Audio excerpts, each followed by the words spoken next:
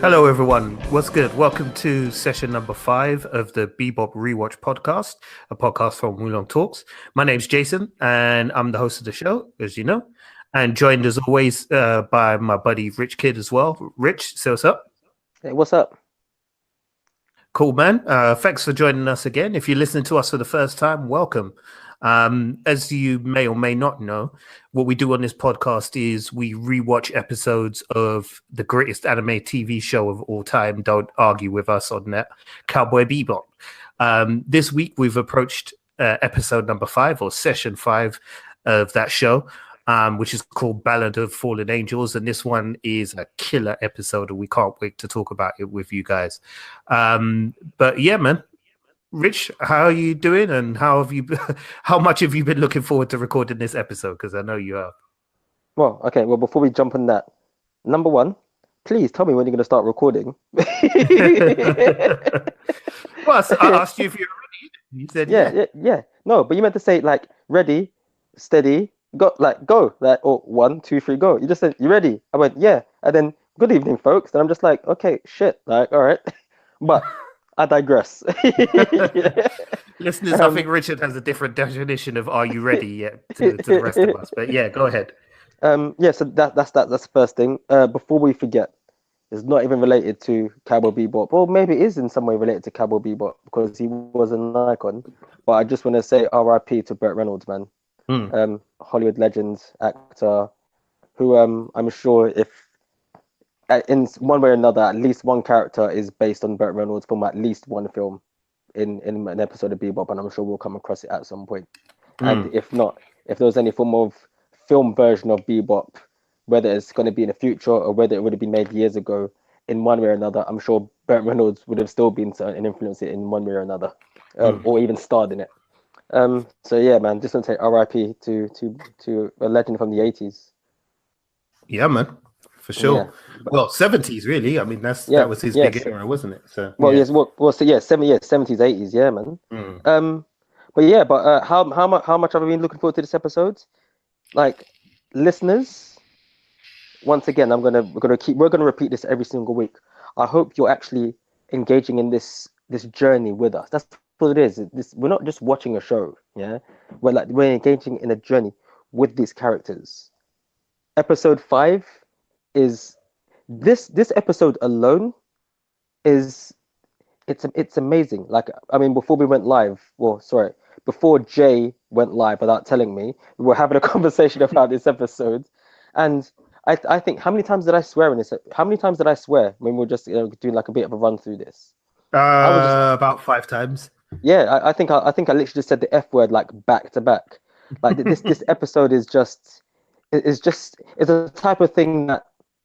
I'm not saying that they don't make good films anymore, but there's movies and there's films, and I think a movie is something that can be entertaining, and you can't fault it, but it's something that you can hit or miss.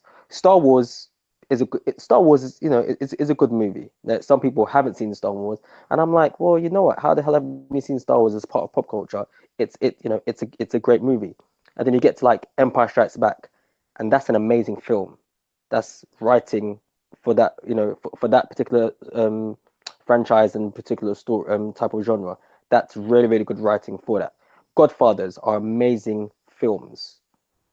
This episode alone is just. I mean, it stands out so far apart from the rest of the episodes. In fact, it doesn't even stand out that far from the episodes. Like it just stands head and shoulders above a good show that's already established. But this just shows you of what's more to come and what they really can achieve when they're ready to pull their finger out and catch you unawares and pull that rug from underneath you and say, pay attention. Listen, Ballad of Fallen Angels. Yeah, it's gonna blow your socks off. Like, I'm gonna start like just carrying and rattling on. Jay, you can take the reins because I think I've said enough. Well, as you can hear, Rich Kid is excited. I'm excited.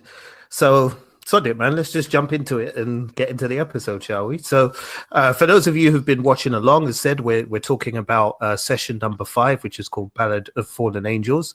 Now, so far, in our journey, as Richard has described it, we haven't learned a huge amount about Spike Spiegel, the main character of the show. There's been, a few episodes where things have been hinted at here and there, and with Cowboy Bebop as a series as a whole, you really kind of learn about the characters as the story goes along. So you don't really get, full on exposition behind them and behind what they do. So this is really the first episode where we get to. I mean, we still don't really learn much about Spike by the end, but you get to dip a toe into it. And Spike is one of those characters who has a very dark past, shall we say. So, first off, I mean, this episode is just brilliant, man. It's brilliant on so many levels. I mean, artistically, animation-wise, in terms of the characters that we're introduced to and the story and the way everything is realized throughout that story is just phenomenal. So, this is really one of the better episodes that you can get from this series. So I would highly recommend that if you haven't seen this episode yet, make sure you watch it. But the episode, Rich, I mean, it kind of like drops you in straight away, which is another thing that Bebop does very well because of the fact that the episodes themselves are very short. You don't really spend too much time kind of wasting time building up to different elements of the plot and the characters and stuff. And we start with a real bang here, don't we? Yeah. Well, the thing that I find fascinating about this episode is that, well, I mean, you start off with like the whole assassination of Mal, who we basically find out is the leader of a let's say a mafia organization or Chinese mafia organization called the Red Dragon Syndicate. Just after he's managed to make peace with a rival family, which they kind of alluded that they've been at war with each other for years. And as they finish signing the contract, the person that Mao had basically made peace with gets assassinated, and you find out it's basically by a member of the Red Dragon Syndicate called Vicious, and then Vicious basically then goes on to ruthlessly tell his henchmen to slice Mao's throat, and that's a nice little setup. And I mean, it's one of those things where it kind of engages you, and you're just like, well, this might just be like another bounty. Fair enough, shit happens. This wouldn't be the first time. We're 5 episodes in deep. We know how the game plays, but it's the conversation that happens next with Spike and Jet, and this is the first time that you basically see them having an honest to God disagreement, and you see emotions from them I mean, like you said, whenever we see them have any form of like disagreement before, it's almost kind of like it's a brother thing, like a dad and a son, or like an uncle, or like there's a certain element of that they're on the same page, even when they're arguing, and that's cool. But this argument here, it almost feels like it potentially is a true falling out. Jet has this nonchalant thing of like when Spike upsets him, he's just like, oh, you know what, I'm just going to leave you be. But in this argument, in this conversation that they have,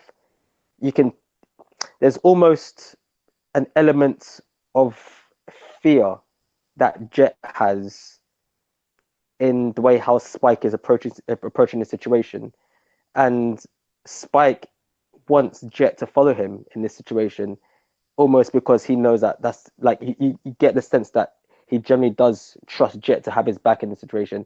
And you see these people and they're not on the same page, and it's true emotion, and you haven't got that from both of these characters up until this point that in this episode. And like you said, so in the space of like 5-10 minutes of this episode, you're thrown in the deep end quite quickly, and it's very, very different as to what we've got in the first 4 episodes. So already you're seeing the writing kind of step up a notch, and that's not even to mention the animation that's used when this whole bit where Mal gets his throat sliced, and the introduction of like the character like Vicious and his henchmen, because they look quite different to everything else that we've seen. They have a very regal look, and they're very much based in shadows and things like that. The start of this episode is just a gripper. It's just amazing. Hmm. And it really kind of sets the tone for the whole episode as well. That's what's so, kind of amazing about it really is that the fact that as Rich said, we kind of start off with this meeting between these two heads of these two rival crime syndicates. Now, for the crime syndicates themselves, so far in the story at the point that we're at, they haven't really delved too much into detail about the crime syndicates, but effectively they're mafia families. There's as Rich said, there's a Red Dragon syndicate, and then there is the White Tiger, I think is the other one, the other syndicate. And they're two factions that have obviously been at war for some time, and the intimation is that by the two heads of these factions coming together and sealing this contract in blood, which they do at the beginning, which I thought was a really nice touch as well, because that's a very kind of old school mafia movie type thing that they would do. I think in mafia movies they used to cut their hand and like bleed over a candle or something like that. Well, the thing is, the thing I loved about it is that it's not. I mean, like I said, it's like it's a mafia thing, and it kind of like harkens back to like certain things you might have to do for like the Yakuza as well. But it's one of those things where it kind of hammers home how much of a bastard Vicious is, because it's one of those things where it's like blood oaths go further than that. If you think about it, like you can imagine that blood oaths have been running since the days of like caveman. And stuff like that. So it's one of those things where it's like when you see that done, that these are true. I suppose you could say like true warriors, or true people of integrity. So when Vicious comes along and he goes the complete opposite, like you said, it kind of like spits in the face of what we've just seen. And I think once again that's like a really, really nice setup, because I mean sorry to interrupt, but like you just said, was like like it's really. It shows that sense of like of importance, and of like we're true men here. Our word is our bonds, and what's more what's stronger than our bonds? Okay, well, fuck it. The thing that flows through our veins, our blood. So let's sign this contract of our blood. It's just a nice little touch, and once again, it's something that we haven't seen. As much as there's so much of this universe of Bebop that kind of like takes us back to a particular period, and even though it's set in the future, that's one thing that you can imagine nobody does in that place anymore. So like I mean, Bebop is set 2045 or something crazy. So imagine so I can imagine like that is like, to them that's like an old tradition now. If we think it's an old tradition, imagine how they must view it. So it's a nice little touch that we get with that.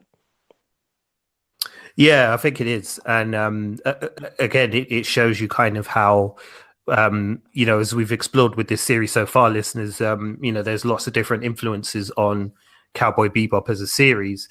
And obviously, this kind of setting up scene is a clear sign of how the creators were influenced by mafia movies and by, that kind of thing. So it's a nice little touch that it has at the beginning. And then when, the leader of the White Tiger crime syndicate ship blows up as he's leaving the meeting with Mao and Rai, it's that sudden jolt that just suddenly kind of happens that can happen in all the good mafia movies, where you think, the story's going one way and then it just suddenly turns on a dime and goes in the opposite direction. And you're left with that real kind of sense of shock, like, oh shit, what's going to happen now? And then Vicious arrives and you're like, oh, damn, like this guy is not a guy to be played with, and his character design, Vicious's character design, is something that I never really paid much attention to the first time I watched this series. But when I watched this episode, he's very much like kind of almost based on like some of the old, well, they're not even really old, but like some of the Japanese games that are based on manga and anime, where there's a character who has, is part demon or part devil or something like that. Yeah. And obviously, I mean, as we'll go on to talk about, kind of the religious iconography in this episode and the themes of kind of angels and demons, and you know how they kind of manifest themselves in human beings. But the way he's drawn is very much like a demon, as said, which kind of fits with who he is and what he's about, you know. But yeah, his introduction, as Rich said, is really one of the kind of standout moments of the series so far. And as Rich said, he turns up at the scene and basically wrecks shop, kills a number of the Red Dragon syndicate's henchmen, and he kills the leader of the Red Dragon Syndicate, Mao Yenrai. And as Mao is dying, he says, you know, if Spike was here, you wouldn't be doing this. And then we get like just a close-up shot of the mouth of Vicious, and he kind of like stops and then just lets off this evil grin, and you're like, okay, there's clearly history between Vicious and Spike here. And then, as you said, we get the next scene with Jet and Spike arguing, and it feels it's a bit like watching your parents argue, because it's a bit like, this isn't nice. I don't like this. Like, why are you two? You kind of, you know, you're two brothers who have been through a lot already between themselves, and you know, even though we're in the early parts of the story, there's clearly a close bond between them. So when something kind of comes between them like this, you know, it's some serious shit that's happening. And as Rich said, you know, it's not comfortable to watch in a way. I did feel a type of way watching them argue, you know, that was a bit much, but anyway, they're actually arguing plot-wise about Mao Yenrai, because he had a massive bounty of 28 million wulongs on his head, which obviously is a big payday for Spike and Jet. But I think Spike doesn't want to go and collect the bounty, doesn't want to go and arrest Mao Yenrai, because he thinks he senses that there's something going on with Spike, and that there's something about Spike that is making him even more melancholy than he usually is. And Spike, as said in this episode, especially in that confrontation with Jet, behaves in a way that we haven't seen from him so far, in the sense that he's very very kind of committed to just taking one course of action. Even though, I mean, he can be very single-minded, as we've seen in some of the previous episodes as well. You know, clearly this is something that he feels he has to do. And it's good that you brought up the point about, like, you know, warriors and their honor, because that kind of also plays a big part in the story later on, when we learn a bit more about Spike's relationship to the Red Dragon Crime Syndicate and Mao Yenrai. But yeah, you know, there's that real sense, as said, of like sort of family, you know, kind of arguing in a way, and you don't really like it. But yeah, I mean, like, what did you think of that? I mean, I know you've touched on it already, but yeah. I mean, exactly. I mean, there's nothing else I can actually add to that. I mean, we pretty much just banged the nail on the head. You were saying about the whole scene about, like, you know, when Mao gets taken out. If anybody hasn't seen this episode yet, I mean, it's a lot shorter, and the way how Jason describes it, how it just comes at you left field after you've just seen these two guys just sign this declaration. If anybody's seen The Godfather Part 2, there's a bit where Michael Corleone is basically having his son christened, and he basically, and doesn't he say like something like settle all accounts or handle all accounts, and you basically see the heads of all these other crime families getting killed, and while this is happening, you know, Michael's getting his son christened, and it's not. I mean, the setup of the scenes are in that scene in The Godfather Part 2 and this scene in Bebop are completely different, but it's the weightiness and the punchiness behind this, and it's the reason why I love this scene as well, is because it's done in such a short space of time as well. There's no drawn out thing where, you know, Mao is able to give this like long ass speech, because he obviously seems like he's a man of integrity. Like Jason said, he just manages to say that one thing. If Spike were here, things would be different. And that setup alone, like I said, this is the first 6 minutes of this episode.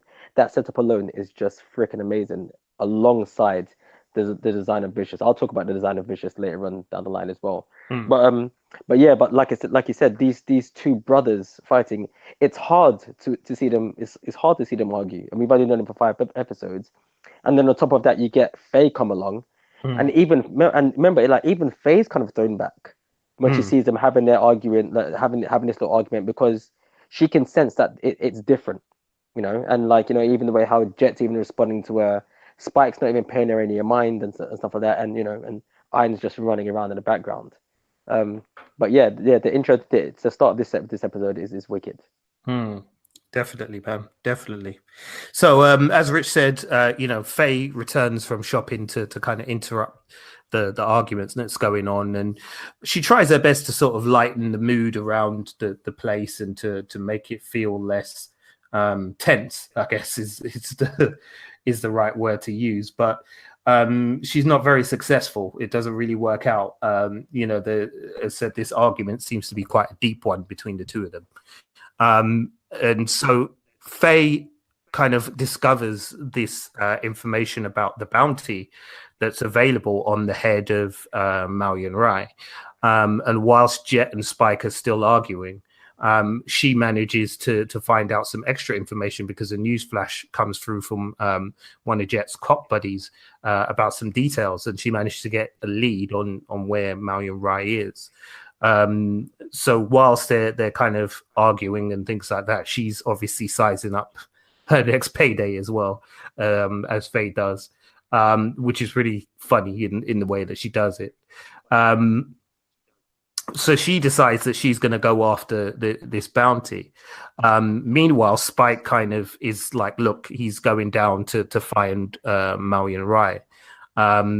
And Jet is kind of like, look, I'm not having anything to do with it, and has kind of washed his hands of the whole thing, which again is kind of shocking because of the background the two of them have, and the kind of relationship they've been shown to have in the first 4 episodes that we've seen. So, again, it's just a reminder that this is quite a serious situation that we're into right now.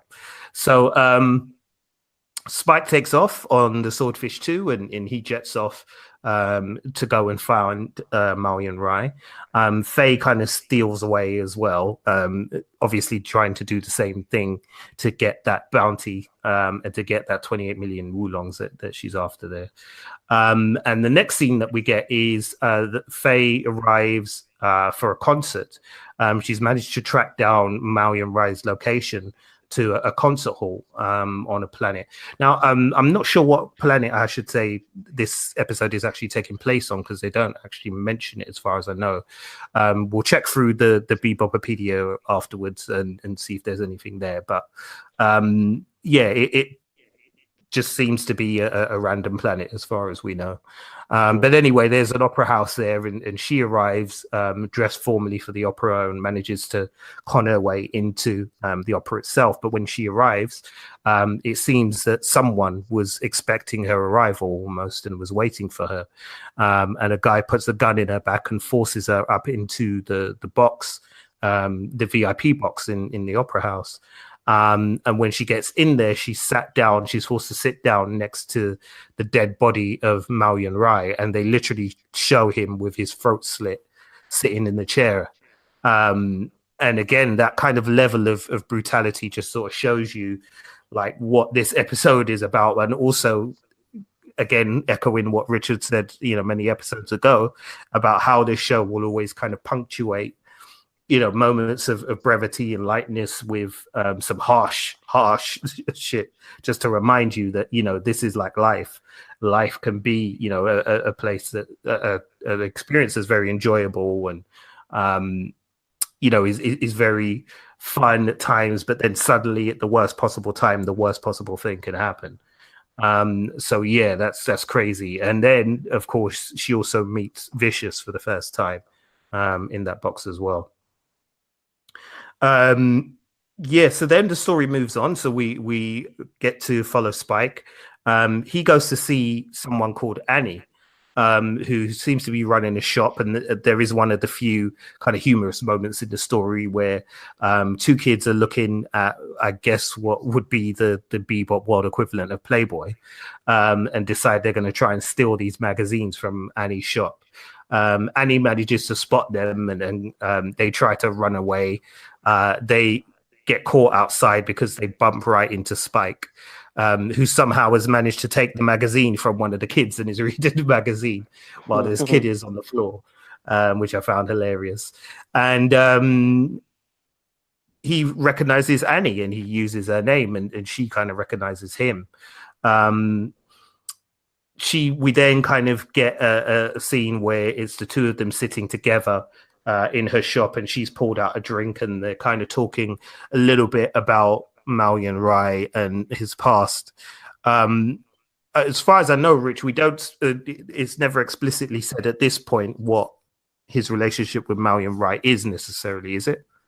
No, it's not. But it's one of the things that you can tell that it's a close relationship. I mean, it's I don't know, like it's just weird. I mean, even though I've watched the episode many times and the show many times, but even when I first watched this episode, I just remember just going to myself, yeah, like there's something closer and a tighter bond there, than what they're letting on, and it's like I said, it comes down to the writing. Like you just get that sense, and this is the thing that I keep on saying about this show. You get the sense that you know these people. Like you don't need to be spoon fed certain information. There's certain things I just said, and it's just like, oh yeah, I knew that. I kind of make sense. I don't know how I know that, but maybe because I've known these guys for like 5 episodes. 5 episodes could be 5 minutes, it could be 5 years, it could be 5 seconds. It is what it is. But yeah, but you just get that feeling that there is some form of relationship there, and I think that kind of hammers it home as well, even worse, where you find, or basically where Julia goes into the opera house and she sits next to the dead body of Mal. And once again, like you said, like that callousness, this isn't even callous. That evil streak that we see running through Vicious is made even more evil because this person was obviously of some importance to you at some point, and from what we can gather. And not only have you killed him, but you've still got his dead body, and you're parading it around somewhat. Like it's almost like a cruel joke with no punchline. Just having him sitting there, like watching opera. You're clearly aware that was the type of thing that he was interested in. That's how much you know. That's how we know that you know who this person is. Because or how much of a relationship you have with this person. It's Vicious is crazy, man. Vicious he's got some darkness to him. And then as for Anastasia, although she doesn't like being called that, that's just touch. Like I said, it's one of those things about this show that they don't even when they do spoon feed you information, they just give you tidbits. They don't want to try and bog you down with useless information. All they need to know is that I'm the wife of this person, and this person is now dead, but we were friends of this person who looked after you.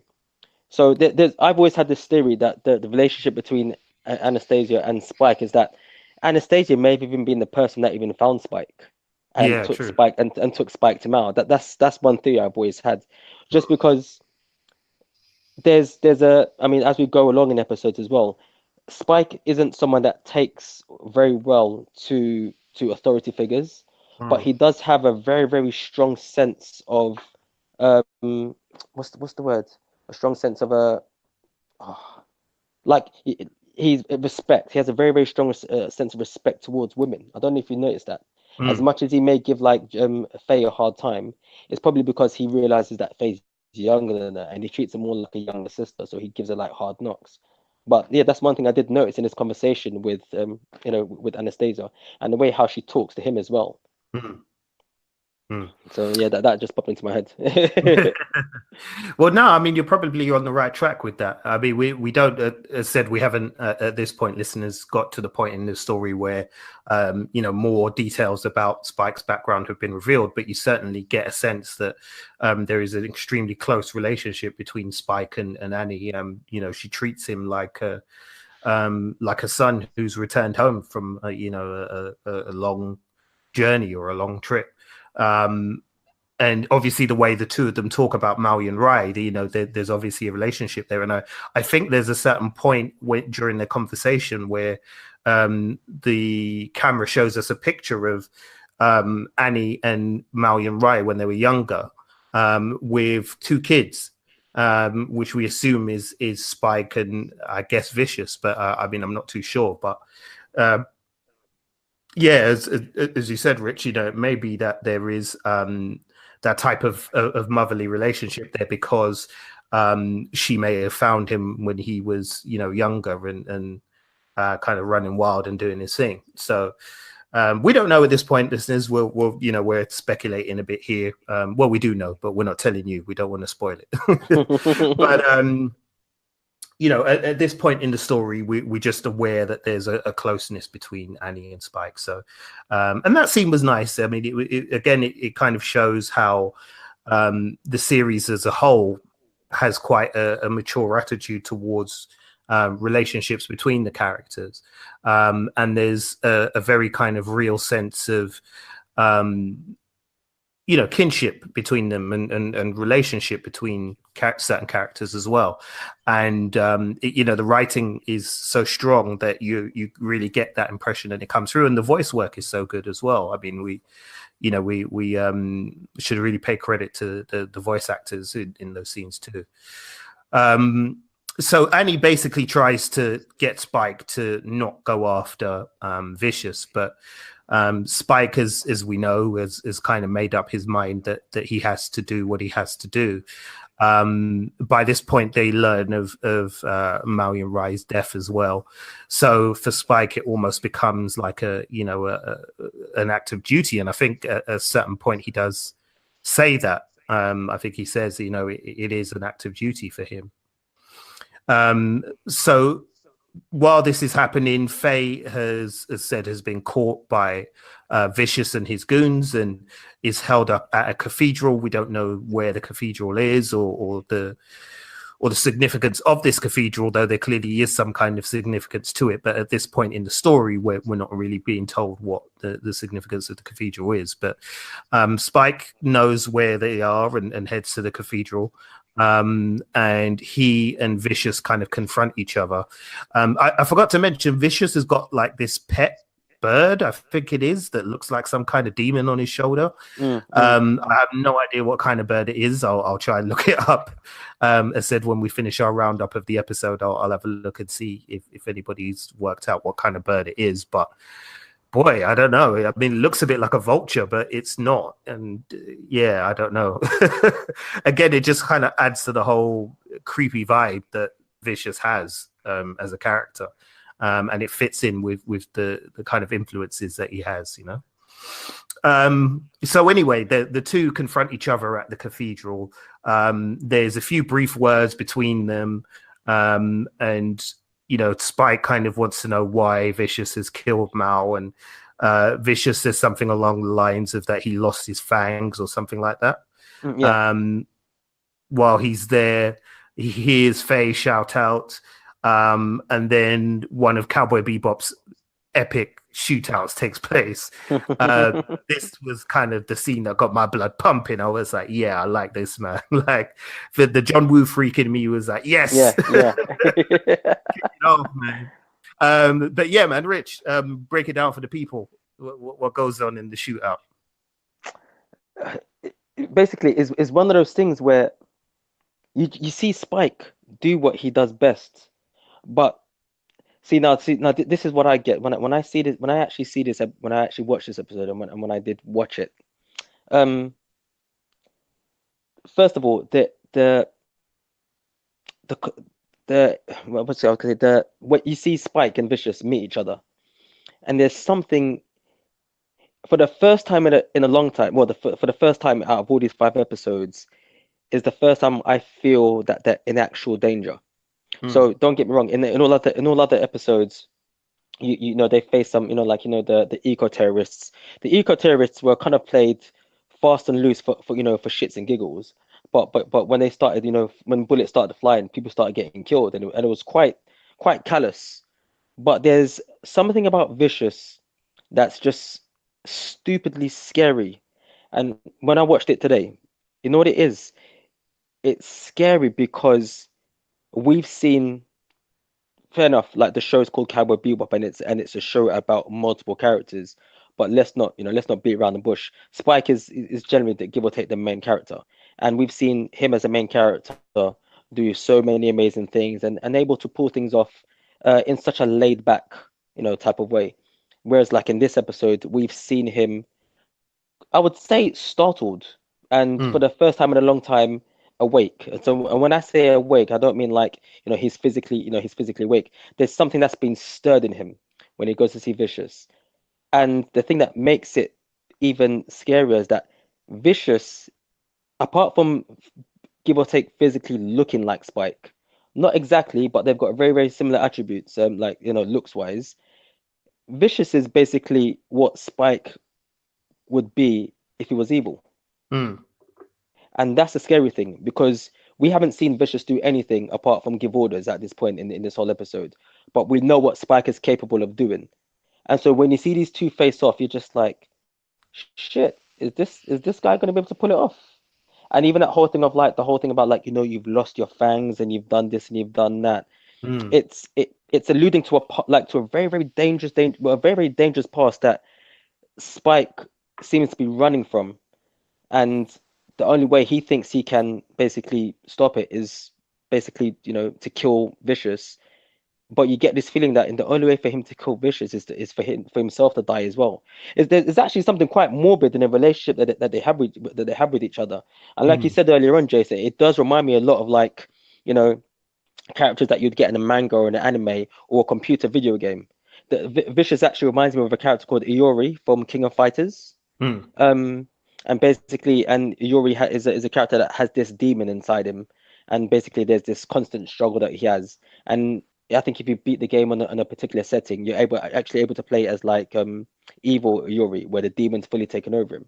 So Mm. imagine like like evil Ryu from like one of the Street Fighter games when he now has the power of Akuma, and Yeah. that's what I see when I see Vicious and Spike facing each other. They are essentially two sides of the same coin, and Vicious is basically what Spike doesn't want to become, especially now that he's got things that he's got. In essence, he's got a family. Vicious is the complete opposite. You've seen Vicious without a doubt like kill members of his family, and and we know that he has or thought that he's killed members of his family before in Spike, which I've just told and just spoke for everyone else. But so yeah, but this shootout, like Jason said, it's John Woo style. It's imagine a mixture of John Woo and John Wick. So John Woo style of shooting of a shootout, which and then John Wick style kind of like shooting, like there's very much a real world based type of action to this. There's no flying throughout the air and all of this stuff. Everything is pretty much like straight to the point. Like I mean, you see bits where Spike gets shot, and and once again, like it shows that our heroes are not impervious to pain. Like this isn't a fucking game. Like this is a true shootout. So and I like the fact that you see people getting shot, you see people getting hurt. Um, there's a bit where Spike is running amongst the benches in a church, and he runs, and he kind of like falls over and slips, but then he kind of like rolls and then lands on his back, and then like I like the fact that everything just seems so gritty and real in this shootout. That's what makes this stand out amongst a lot of the anime that came out during this period, where you just had like speed lines behind everything as well. Like this just went the complete opposite and just and kept it real. But this shootout is just amazing. Like Jay, I'm not sure if you want to talk about the actual face off between Vicious and Spike. In fact, you could talk about the face off between Vicious and Spike. But I will add one thing. The thing that I do like is about halfway through the shootout, you do get that piece of of comedy just thrown in as they always do throughout all these episodes, with Faye still in handcuffs in this low cut dress, with her with her female appendages kind of bouncing all over the place, and she's like, watch where you watch where you're shooting, are you trying to kill me? And it's just like there's guys out there with like machine guns just like taking pot shots at each other, Mm. and you're just walking around going like, what are you trying to do? Just mind where you're shooting. And I always find that bit of funny, like that scene funny, because like that this whole action scene is just dark. Yeah. Very much so. I mean, there's a certain point in the shootout. I think it might be before when Vicious is kind of explaining about why he killed Mao, and he says, do you do something about the origin of demons and how demons basically are fallen angels, are I think he actually says, do you know what happens to angels when they fall from heaven? They become the devil or something like that, or they become devils. Mm. And so there's very much, as said, tied up in this idea of good versus evil. And it's a very what stood out to me was it's an oddly kind of Catholic and Christian way of viewing it as well. Because considering, obviously the show itself is a Japanese show and, is written by Japanese people, you would think there might be some more, a slightly more Buddhist approach taken with, the way some of these characters are written, or a Taoist approach. But it seems like, they've leaned very heavily on the Catholic religious iconography in this scene, and that is obviously in itself a big reference to John Woo as well, because anybody who knows John Woo knows John Woo loves to put a shootout in a church or in front of a cross or something like that. Because I don't know, maybe they look cool, I don't know what it is, but yeah, he loves to do that. So I found all of that quite sort of interesting. So as Rich said, the shootout is very intense. Spike is sort of taking out Vicious's henchmen, and then they take a breather, and they basically, oh no, sorry, I'm jumping ahead a little bit. So Spike manages to kind of fight his way up a staircase, which is a really cool scene as well in terms of the animation and the action and the way that it's framed and shot and everything is really cool. So he fights his way up the top to this balcony, where there is a massive sort of stained glass window behind him.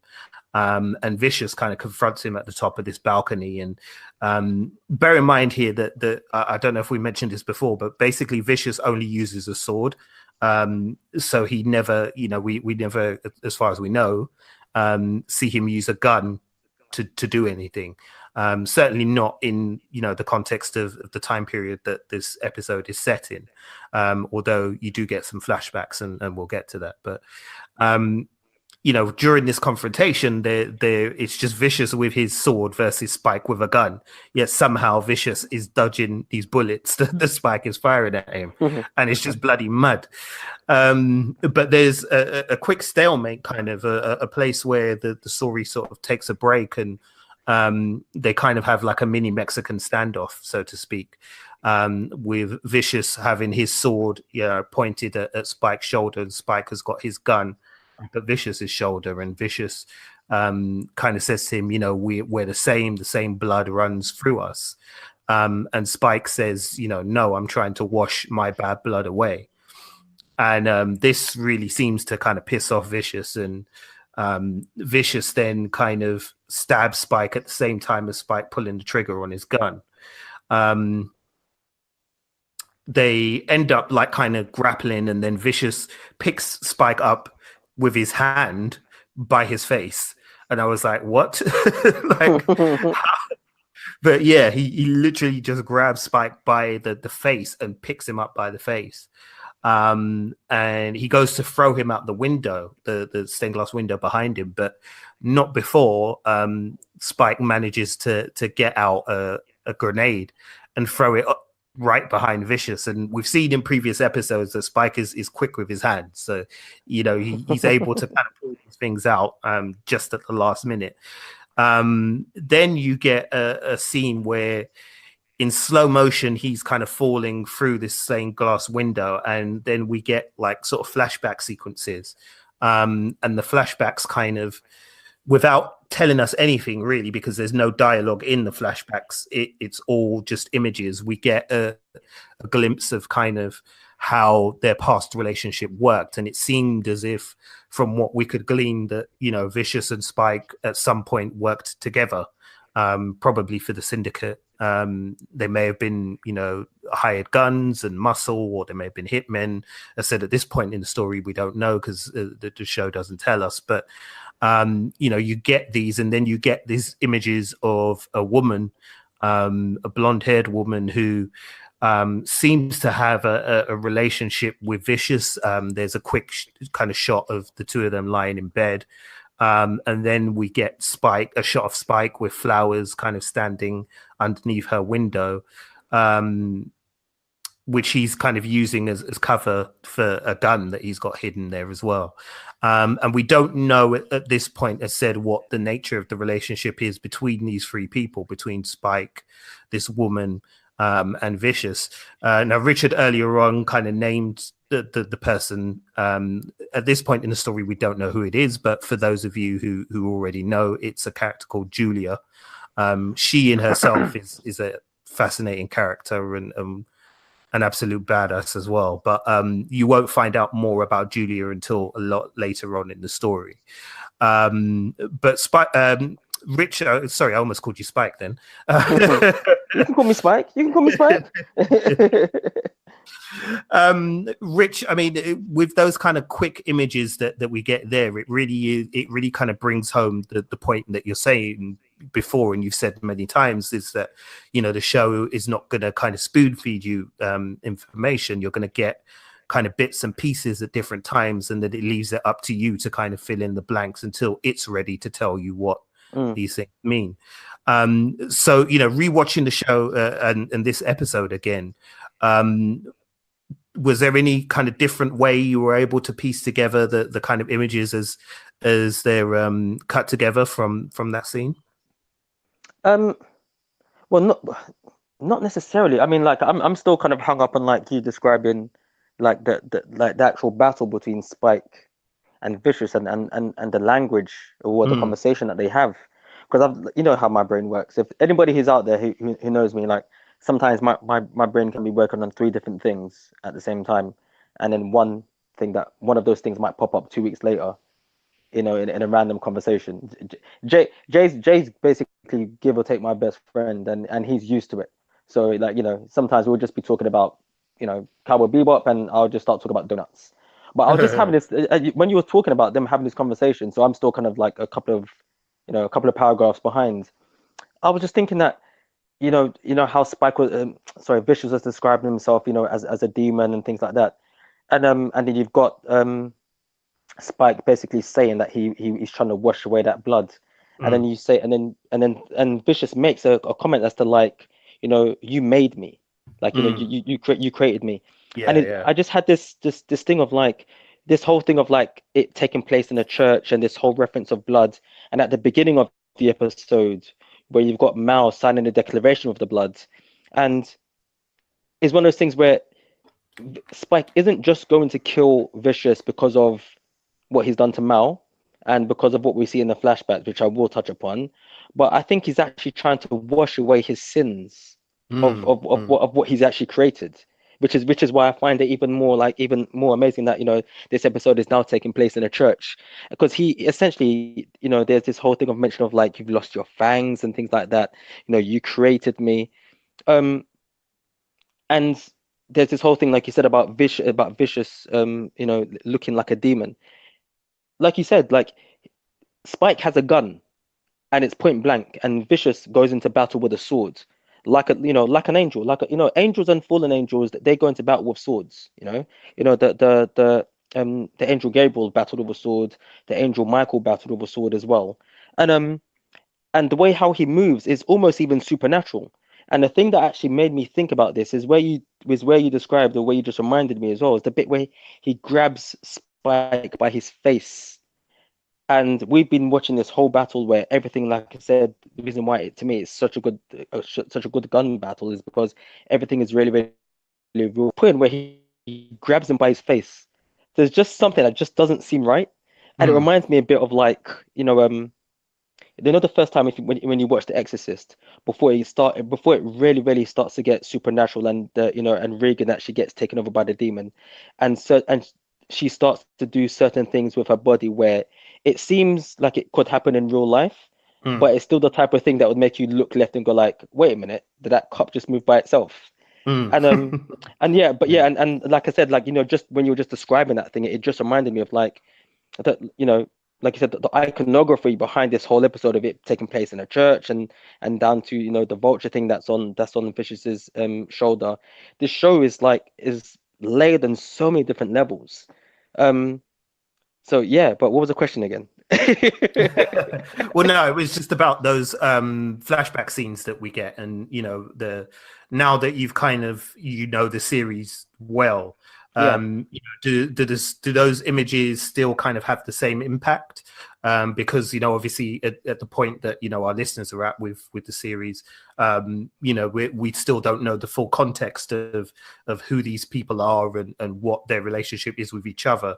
Mm, The scene very much just kind of hints at different things, but it never really tells you anything, yeah, yeah. so yeah, I was just wondering whether you kind of felt that same impact seeing those scenes, or whether, as said, now that you're familiar with the series, and have seen it many times, does it kind of spoil it in a way, I guess? No, it doesn't. It doesn't. Like, I was watching this scene where Spike is falling out of the window. Aside from the fact that it's just, excuse my language, fucking cool that he's going out the window and he's left a grenade. And I mean that's Spike's character in essence. It's just like, well, and I mean this is actually a quote from Spike, which I'm not sure. I don't think he's said it as of yet, but he will say it at some point during the show. But whatever happens, happens. And I like Mm, that thing of like him flying out the window and then leaving a grenade and say, okay, cool, whatever happens, happens. mm. But the flashback still have the same effect on me. I was literally sitting down and watching it, and I was holding my breath, and it was just like, I'm gonna keep on saying, and I don't want to sound like a broken record, but you don't get spoon fed anything. But whatever you are given, it's it's within context, and it makes you think.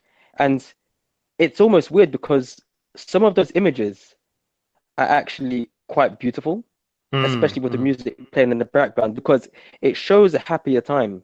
As you know, Spike is our favorite character in the show, but there is always this thing that you feel that he's got something missing from his life. And when you watch this episode for the first time in a long time, you feel like something's been stirred in him, and it's almost like like I said, he's been woken up. It's Yeah, just unfortunate that the thing that's woken him up is the thing that he's helped create, and is in better of this. I mean, we might as well start referring to Vicious as some form of ethereal being now. He's the embodiment of evil, mm, and and so when you start seeing these images of like certain scenes of him and Vicious, number one, it's kind of, once again, it becomes kind of scary because you've seen what Vicious is capable of doing, and he's alluded that Spike was doing that thing as well. So it kind of hammers it home that yes, Spike did do some bad things. This isn't just hearsay. These guys used to roll deep. So you know you kind of get that whole thing of like, this is Spike looking back at the badness that is good, but he's also done good. And in doing all of this, he's prepared to die. This is what we learned from this episode. He does, whatever he does in this recklessness, he doesn't believe he's going to, not cease at that point because he knows it's not his time. Um, but there's a couple of scenes.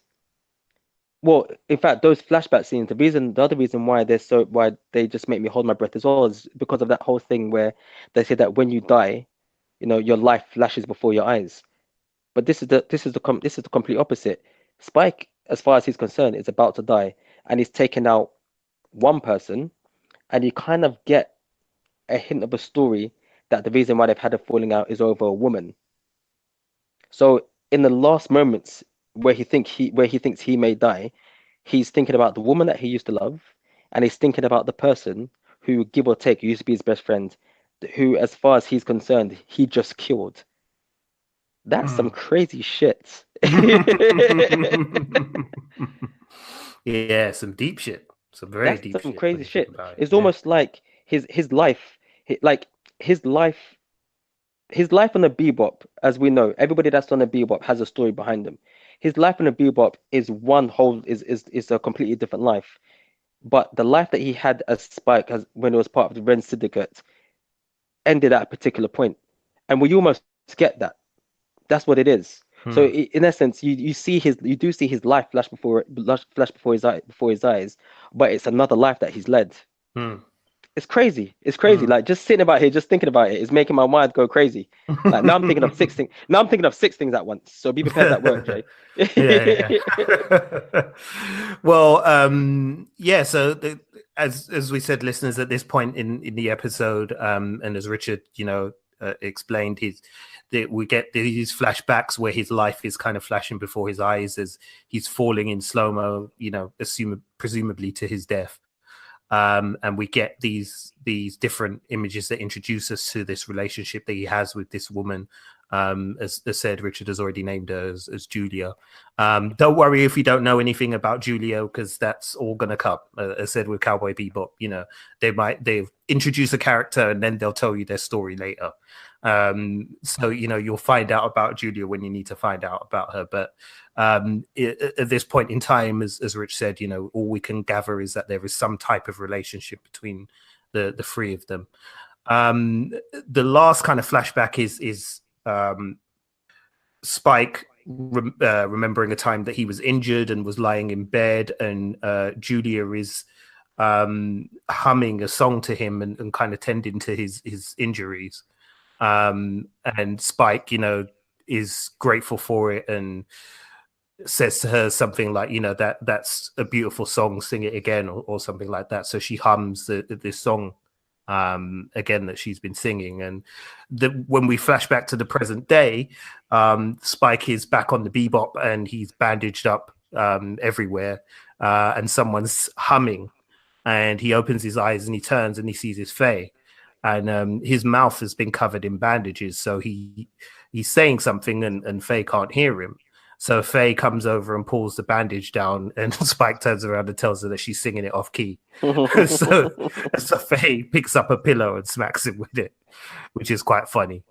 And that's where the episode ends, really. But yeah, man, I mean, as I said, this episode is really, really kind of intense. And, if you're a fan of kind of fast paced action anime, then this is the one for you, because you get it all. Plus you get, as Richard said, some really beautiful imagery and some really artistic things done with the story at this point too. So definitely worth watching session number 5. So Rich, let's get into some of the things that I found here. So listeners, if you want to find out some more background stuff about these episodes, there's a great fan site called Bebopopedia, which is based on the interwebs. So if you just type in Bebopopedia, that will come up. And we've got quite a bit of background information here regarding the episode. So I'll try and run through this as quickly as I can, because I'm aware we're kind of going on a bit here. But obviously, as we talked about, the episode heavily kind of features Spike's past and his involvement with the Red Dragon crime syndicate, and his relationship with Maui and Rai, and with Vicious, and with Julia, or with Annie. So that's all kind of, sort of explained. There's part of the episode as well where during the argument between Spike and Jet, Jet kind of mentions that he got his cybernetic arm for being, crazy and being gung-ho, and he's basically trying to talk Spike out of doing what he's doing. And in an earlier part of the argument, Jet is demanding that Spike tells him what he knows about Maui and Rai, and Spike sort of says to him, well, tell me how you got that cybernetic arm. And Jet's sort of reluctant to tell him, but then eventually kind of reveals this nugget of information about his cybernetic arm being implanted on him because he was too gung-ho back in the day. That again is something that the Cowboy Bebop will explain, so yeah, don't worry about it if you don't understand all of that at this point. Okay, let's go into the homages. So apparently the opera scene is reminiscent of the movie Marathon Man. You remember Marathon Man, right? Yeah, that's With one of my Roy favorite Scheider. films, man. Yeah. Yeah. So the scene where Faye is led into the opera box by the enemy and then sees Maui and Rai with his throat slit is apparently almost exactly the same as the scene in which Roy Scheider's character goes into a private opera box to find his contact. and then finds that the contact is dead in the chair next to him with his throat slit in the same way. So, yeah, that kind of makes sense. Um, as we said, the shootout is in the cathedral is kind of heavily based on John Woo movies, and I can't believe I didn't get this reference myself, considering how much of a fan I am of this particular John Woo movie. But apparently, it's very much a homage to John Woo's classic, The Killer, from 1989. If you haven't seen The Killer, I don't know what you're doing with your life. Go see it now. But yeah, I mean, it makes total sense because the climactic shootout in that movie takes place in a church. Well, not in a cathedral, but in a church. In that film as well. Apparently, the song that both Julia and Faye are humming is thought to possibly be a homage to a song that Sam Cooke sung. Well, rather, he didn't sing it; he hums the whole song, and it's called "What the Soul Represents." Now, that might actually be pretty accurate, as said, knowing what we know about the creator of this show, Shinichiro Watanabe, and his kind of passion for music, and especially soul music and jazz music of a certain era. That makes a lot of sense, actually. So I wouldn't be surprised if that's accurate. Oh yes, in the cathedral battle, there's a moment where Spike and Vicious kind of swap weapons. That is apparently a reference to A Better Tomorrow 2, also a John Woo movie, which kind of has the same, almost exactly the same scenario, in that there's a guy with a samurai sword and a guy with a gun, and the two of them end up swapping weapons at a certain point to fight each other. Apparently, the cathedral is visually inspired by Notre Dame in Paris, the famous old Notre Dame cathedral. And actually, it makes sense now when I visualize it in my mind. It does look a lot like the inside of Notre Dame. For those of you listening who've never been to Notre Dame, it really is quite a beautiful, beautiful old cathedral. I found it hard not to think of Quasimodo while I was there, which probably makes me an uncultured coof, but yeah, it's a nice place. It's a nice place. And apparently, last tidbit, the porno magazine that the kids steal from the store was altered. In the original version, the model is topless, but in the version that aired on US television, she had a bra on. I can't remember whether she was topless or wearing a bra in the version I saw, but I think she was wearing a bra still. I don't know. I'm just gonna. It's another excuse to watch the episode. Fuck it. Yeah, yeah. I think in my version, because I've been watching this on my DVD collection, listeners. So and the version that I've got came out in 2015, I think it was. So yeah, that's probably the reason why mine has the unedited version. Because yeah, I'm pretty sure it's the unedited version now. Actually, now I think about it, so yeah, there you go. Those are the trivia and the references and stuff. Is there anything that surprised you there in the references? I mean, probably not, because you knew what it was. Yeah, to be honest, I mean, like I knew some of them anyway, and then, like I said, then some of them just made sense. The one thing that always gets me at the end of this episode is the card for the Ace of Spades. Yes, yeah. Because it's something that keeps on coming up, and it's almost a reference to. It's weird because you get this sense that, especially in this episode, because there's a lot of death in this episode compared to other episodes. Whether it happens to people that don't have any names, these people who don't have names, they have a purpose, even if it's only for 5 seconds. So, for example, a henchman of Vicious. Will might get taken out by a headshot from Spike, but he's dressed in a particular way that that he's of some importance. Just because he hasn't got any lines doesn't mean that he's not important. So you've got the death of Henchman, you've got death of Mao, you've got got the death of Vicious, you've got in essence, quote unquote, you've got the death of Spike. There's a lot of death, and it just takes me back to the first episode where you see the shaman. And he makes reference to the shooting star, to the falling star, and about life and death and how it is a cycle. And at the end, where Julia does the whole thing of hitting Spike with the pillow and ripping his bandages, and there's a playing card that lands on his forehead, and it's the Ace of Spades, and the Ace of Spades is basically is meant to represent death. So I always find that bit of like it's a foreshadowing of of things to come, and certain particular traits that characters have, and it's also a reminder of once again that this show is as fun as it is. Listen, shit happens. So yeah, I love that bit. Yeah, that's another bit of the episode that I like. For sure. All right, man. Well, we're gonna wrap this episode up, I think, because I think we kind of covered as much as we can cover without giving away spoilers. But yeah, make sure you go and check this episode out. As said, Cowboy Bebop is available on Netflix. I believe it's also available on Crunchyroll still as well. So you should be able to get it on Crunchyroll if you've got a Crunchyroll account. Failing that, you can probably pick up the DVD for fairly cheaply. My box set that I bought, as I said, I got it a couple of years ago now, but it was about 21 quid. So it wasn't too pricey for what you're getting, really.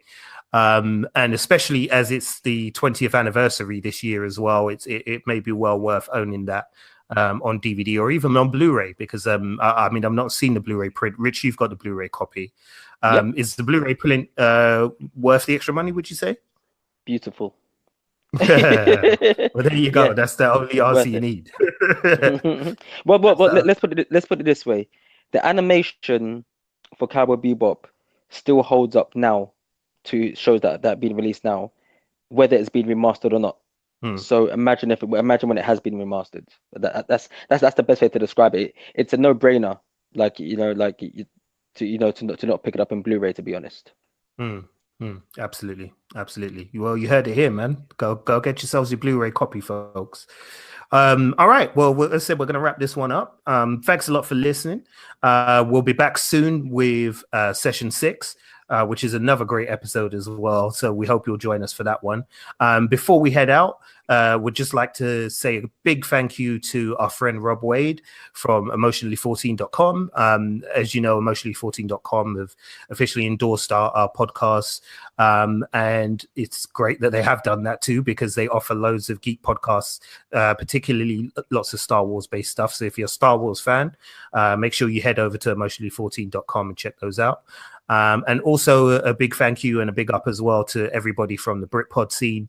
That's a collective of British podcasts who have come together to help each other grow. And it's been a great experience to be a part of that as well. And we've really kind of benefited a lot from what they do. So make sure you go and check those out as well. Just search for the hashtag Britpod scene on your social media, or you can head to the website www.britpodscene.com. And that's it, man. Let's skedaddle, Richie.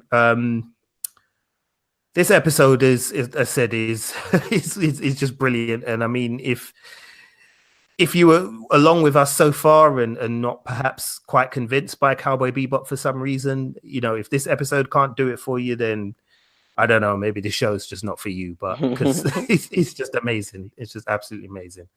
So we hope you enjoyed this podcast episode. Make sure you subscribe to us on our podcast channels as well. If you're listening on YouTube, then please do hit that like button to make sure you stay notified.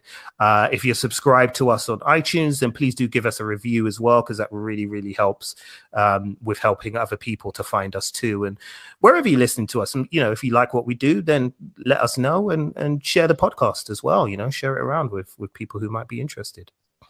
All right, I'm going to say good night. Rich Kid, say good night, man. Good night, man. Cool. And take care of yourselves, listeners, and we'll see you again next week. Peace out. Thanks for listening to us. If you're down with Wulong Talks, show some love by following us on Twitter, Facebook, and Instagram at Wulong Talks. You can also find us online at www.wulongtalks.com or drop us an email at wulongtalkspodcast@gmail.com. We can also be found as part of the Britpod Scene Collective, and we're also officially E14 endorsed. Search for those hashtags to enjoy more content from us and from other great British podcasters.